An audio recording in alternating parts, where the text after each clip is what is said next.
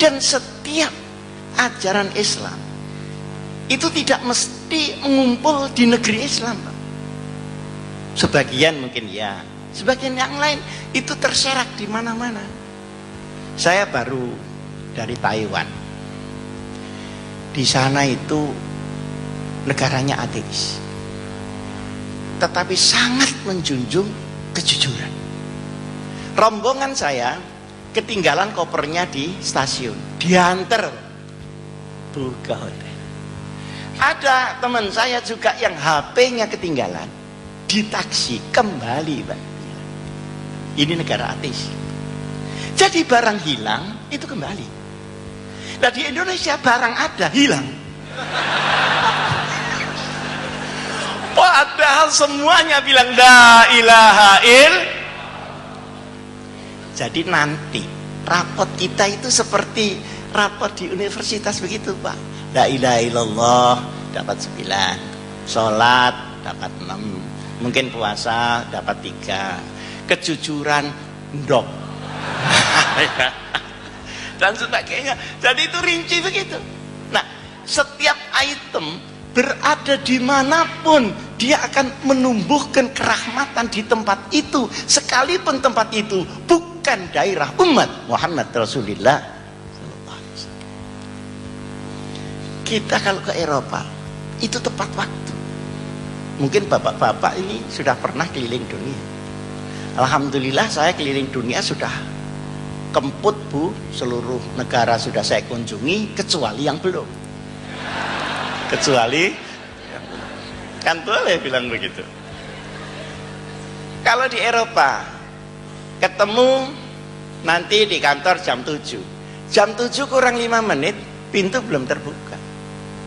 Jam 7 pagi pas baru dibuka. Tepat waktu itu kan Islam. Berada di negeri yang tidak Islam. Nah, kita tepat waktu itu hanya satu, berbuka puasa. Kalau ini lihat ketawanya seperti pengalaman ini. Kok bisa kalau rapat tidak tepat? Malah kalau janji kepada orang daerah sebelah Afrika sana ruwet tuh. Kalau sudah dia bilang insya Allah itu banyak tidaknya. Kalau bilang bukro besok itu berarti tidak. Tuh, kok bisa begitu? Maka al-hikmatu dhalatul mu'min iltaqataha ayyama wajada. Jadi nilai Islam per item itu kadang penuh ada di negeri Islam, kadang di sini cuma separuh, yang sana kececer-kececer. Mungkin di sana kejujuran ada, la ilaha illallah tidak ada. Di sana kejujuran ada, orang semua makan babi.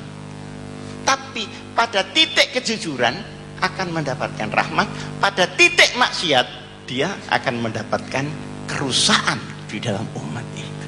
Di sini letak keadilan Allah.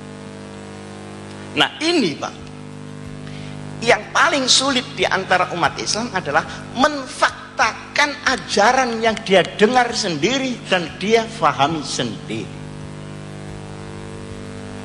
Di Pakistan itu ada satu tempat dipakai bergantian antara Syiah dan Sunni untuk khol.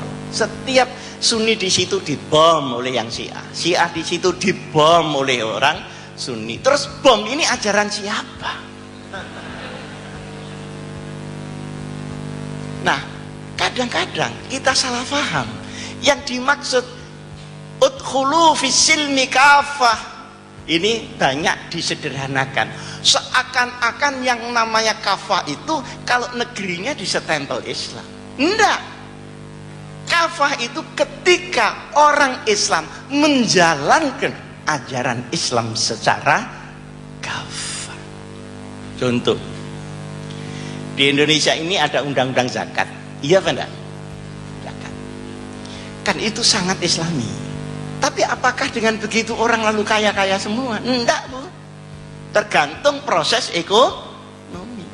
Begitu ada undang-undang zakat diumumkan, diundangkan, saya mengumpulkan orang untuk seminar zakat di Jakarta. Ternyata yang datang itu mustahik semua. ndak ada muzakinya. Jadi yang datang itu semua penerima zakat, tidak ada pemberi zakat. Akhirnya tukar menukar proposal sama melaratnya. Saya bercanda ini untuk apa? Untuk supaya kita bisa jelas melihatnya betapa Islam itu rahmatan lil alamin, dan betapa Islam akan menjadi ummah yang paling unggul ketika dia dilakukan, bukan dislogankan.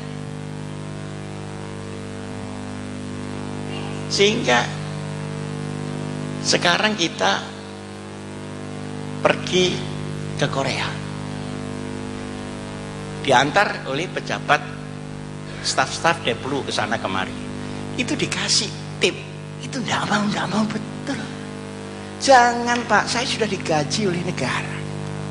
Salah saya menerima. Saya paksa Bu, ya saya cuma kopiah sama sarung aja saya kasihkan itu. Enggak mau betul. Kalau Bapak memaksa saya, berarti Bapak mencelakakan saya sampai saya malu Pak. Loh itu kok di Korea Pak? Ya di Surabaya kok enggak begitu. Iki nek gak ngenei medit rencane wong iku. Pahit. Iki boyo gak doyan iki. Saking pahite wis diuntal dilepeh maneh wong iku. Jadi ini bagaimana? Bagaimana ini? Ini satu contoh di sana dan contoh di sini. Untuk kita melihat bagaimana Idul Fitri sebagai kemanusiaan, bukan hanya keislaman, Idul Fitri.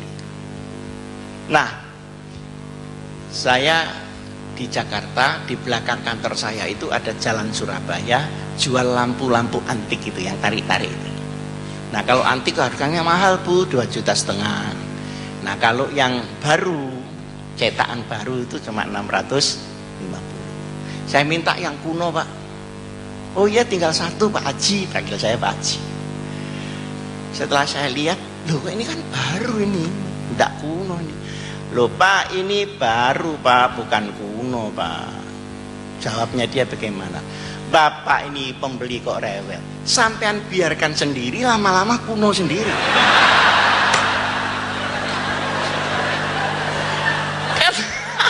Ini bagaimana negeri kita ini bagaimana dengan ajaran yang selalu digembar-gemborkan itu bagaimana?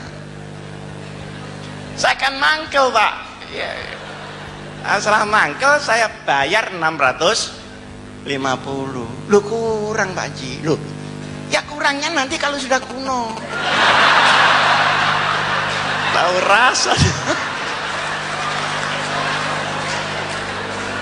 Setelah saya jawab begitu, dia kaget. Loh ini orang kok bisa berdebat, kira-kira begitu. Dia kan merasa sudah diplomat paling ulung kan itu. Saya ditanya, Pak Haji dari mana? Oh saya dari Jawa Timur. Loh, Jawa Timur mana? Malang. Loh, saya punya rumah di Malang. Di Malang di mana?